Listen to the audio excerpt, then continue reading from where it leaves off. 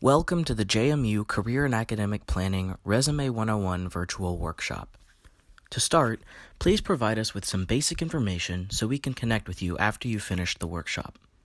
You'll be presented with some written information, videos, and graphics. We'll ask a few questions along the way to make sure you're learning the material. This digital workshop should take about an hour to complete. If you have a question or need help, email cap@jmu.edu. To begin, please provide us with your name, majors and minors, Duke's email, academic standing, and whether or not you're completing this for a class. Upon completion of this virtual resume writing workshop, you will be able to identify content areas for a resume, recognize 3 essential parts of a resume, and determine which resume formatting will display your experiences the best. In this workshop, we will address the following career readiness competencies: oral and written communication, career management, and critical thinking and problem solving.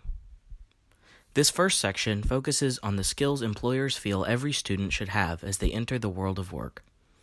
Being able to connect your education and experiences to the skills needed in your areas of interest and work helps you become career ready. These 8 skills below are essential to work and life. Always begin by defining your personal brand or image. Know yourself and what you have to offer. Use CAP's online resources at jmu.edu/cap or talk with a CAP advisor about self-exploration and career decision-making. Think about how you can connect your education and experiences to the skills you need in areas of interest and work. Know what you're looking for.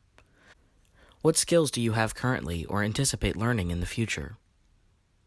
What are you looking for in an employer? Prepare your professional image. Use CAP's online resources, workshops, or meet with a CAP advisor for resume or cover letter reviews. Remember to ask references if they'll be willing to provide a positive reference for you before you submit their names. Develop your online or electronic professional image through LinkedIn, Facebook, Twitter posts, your voicemail message, etc. Create your professional image. Knowing what is expected or appropriate for your industry can help you determine your attire and appearance. Watch this video to learn more about NACE's career readiness competencies. Answer the following quiz question to make sure you're learning the material. Which career readiness competencies do you feel are your personal strengths? Section 2. You can utilize the Resume 101 handout found in the link below to help you create your resume. We will be referring to this handout throughout this section of the workshop. If you can't access the link above, save and print out the images below.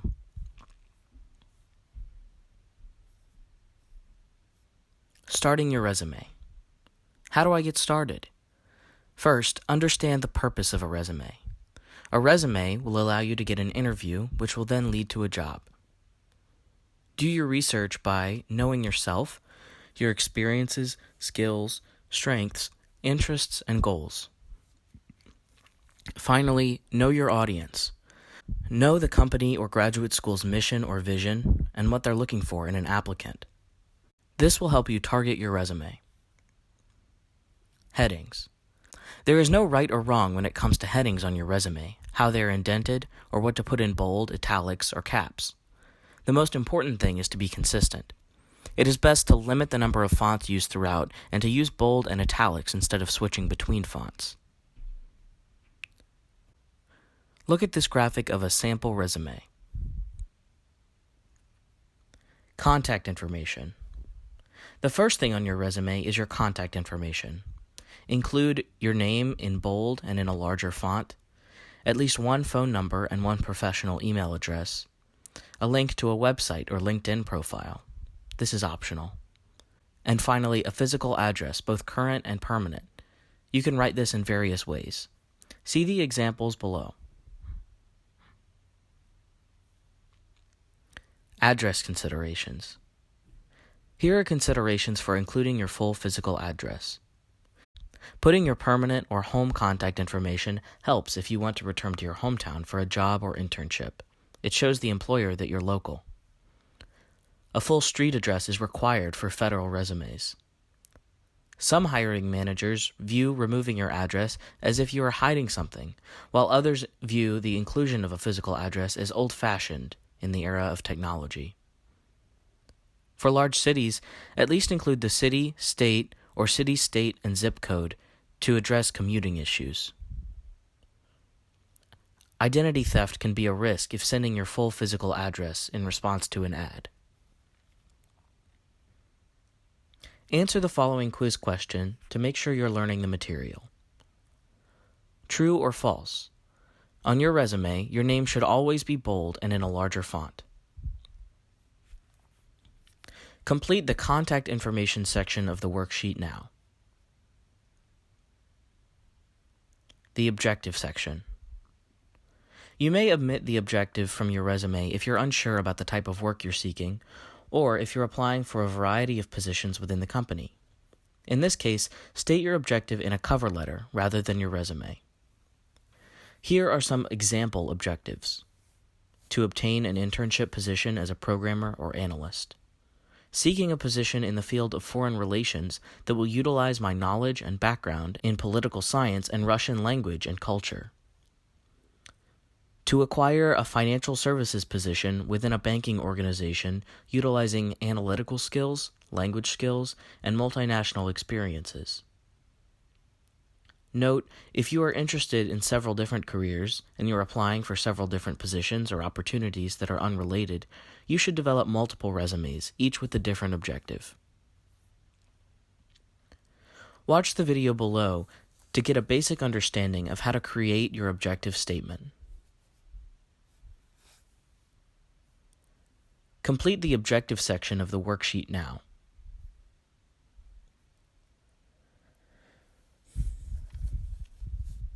The education section. For colleges or universities you've attended, list the schools where you earned a degree. Make sure you include the names and locations of the school, as well as your majors and minors. Include your GPA if it is above 2.5 as a general rule. You may include your major or your cumulative GPA. Academic honors, scholarships, and fellowships. If you have more than 3 of these, list them in a separate section. Make sure to include any study abroad experience you might have.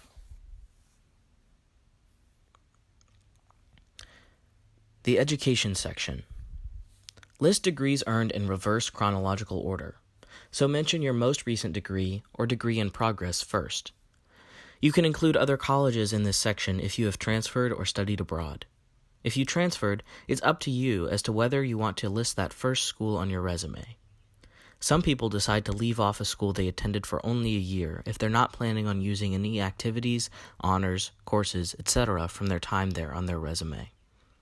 You typically do not need to list high school at all. You do not need to include the time frame for when you'll be at JMU. Just list your graduation date. You will hear different things about whether or not to include your GPA. Some people assume the worst if you leave it completely off. You can include your overall GPA, major GPA, or both, especially if it is an asset to your resume. Some positions may request an official or unofficial transcript. The Dean's or President's List honor can be listed under the Education section, but can also be separated or included in a section like Honors and Awards. For academic honors, include the number of semesters or semester and year that these were awarded. Answer the following quiz question to make sure that you're learning the material. True or false? You must include the start and end date of your time at JMU on your resume. Complete the Education and Honors and Awards sections of the worksheet now. The Skills section. You can include technical skills like computer programs, software, and languages. Make sure to note if you are familiar or proficient. Include foreign language skills. Do you have a basic understanding of the language? Are you conversant or are you fluent? Include lab or scientific skills. Note the equipment you can use and processes you can perform. You can also create your own skill categories to describe your abilities.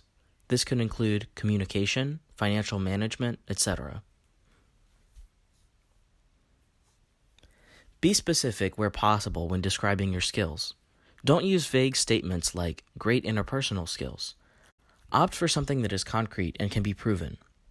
Share stories of how your interpersonal skills have been put to the test in a cover letter, or describe how you use the skills in a bullet point under your experiences. If seeking a technology position, you should break down your list to include subcategories such as programming languages, hardware, software, operating systems, or databases. Answer the following quiz question to make sure you're learning the material. From the list below, select which skill or certification should not be included under a skills section.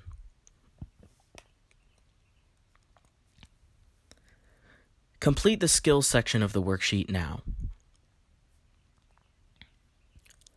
The experience section. Include your job position, description of the experience, your employer, organization, or journal title. Include the location with both city and state. Note a specific date or range of dates that you worked there. You can also note a publication date if this is related to a publication. Internships are powerful experiences. Write them out like a full-time position.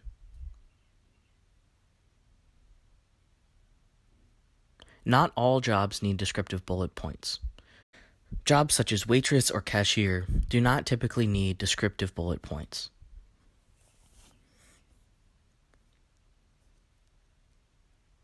Look at the graphic below to see examples of internship and practicum experience in a resume format. Organize your experiences. In some cases, you may want to create 2 experience sections. One for relevant experience in your major or industry. Include work, internships, clubs, volunteer work, and classes related to what you'd like to do. Describe these experiences and list the most recent experiences you've done first. Also include additional experience, work like cashier or service work, clubs, volunteer work, or classes not related to what you'd like to do. Don't describe these experiences in detail, but also list the most recent experiences first. You can include other types of experience, such as employment, extern or internships, student organizations, community service, leadership positions, volunteer projects, class projects, clinicals or practicums, conferences attended, professional affiliations, and research. Answer the following quiz question to make sure you're learning the material. True or false? Your most relevant experience should be first on your resume.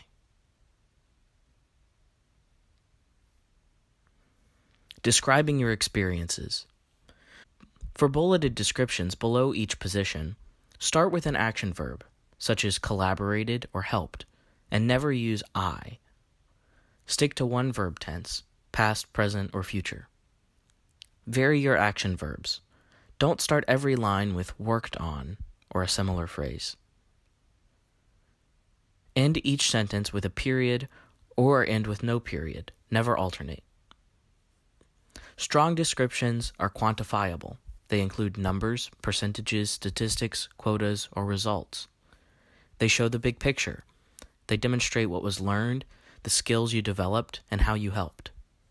They are descriptive. They include a type of location, population, and project details.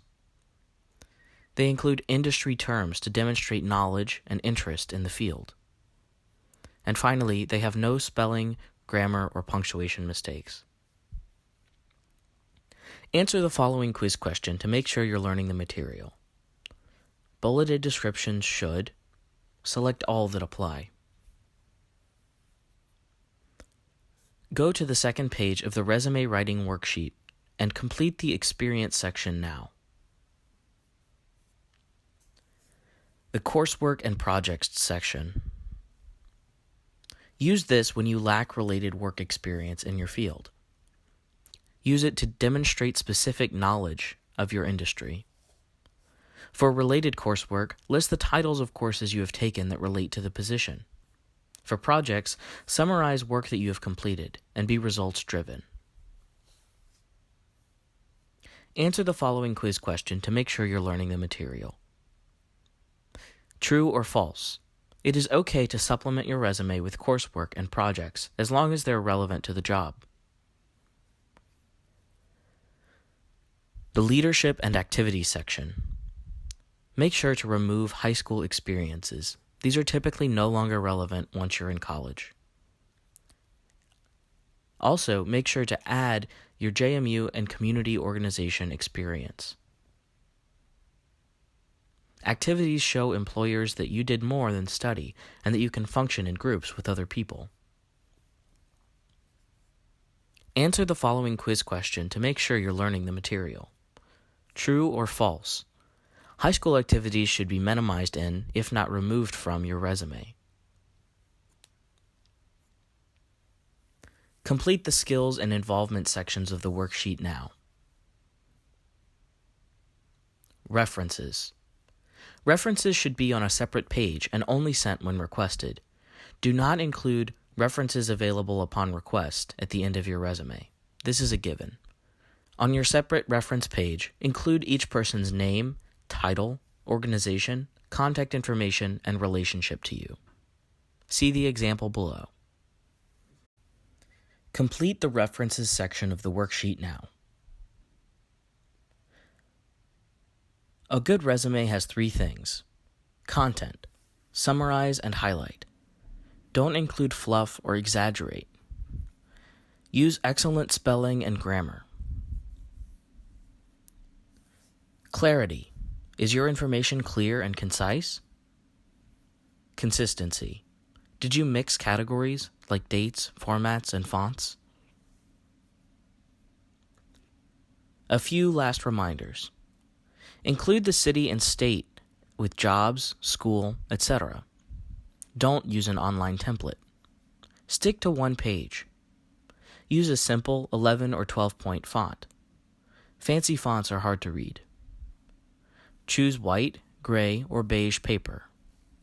Seek feedback from different people before finalizing your resume. Upload it to Handshake and other job platforms that you use. Remember, this is an advertisement of you. Are you proud of how it looks? Answer the following quiz question to make sure you've learned the material. Resumes should have, choose all that apply. Thanks for completing the workshop. If you have any questions, contact CAP at cap@jmu.edu or make an appointment with CAP staff.